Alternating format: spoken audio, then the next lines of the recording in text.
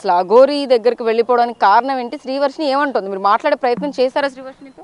మాట్లాడామండి. తనకి ఏమంటుందంటే, నాకు అమ్మ వద్దు, నాన్న వద్దు, ఎవరు వద్దు, నాకు అమ్మే కావాలంటుంది. దీనికి కారణం ఏంటంటే, తను ఒక వారం రోజులు మా దగ్గర ఉంది. ఆ లేడీ అఘోరి వచ్చేసి ఒకసారి ఏం జరిగిందంటే, టోల్గేట్ దగ్గర కారు పాడైపోతే మేము వెళ్ళాము. వెళ్ళి తనని తీసుకుని మా ఇంట్లోనే 2 రోజులు పెట్టుకున్నాము.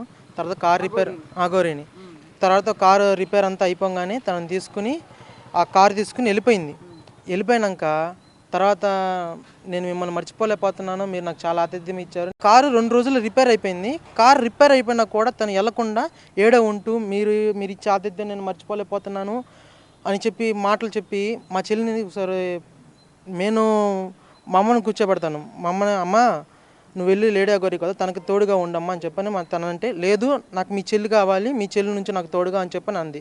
అందుకని తన్ని ఆమెతో ఒంటరిగా ఒక రూమ్లో ఉంచామన్నమాట.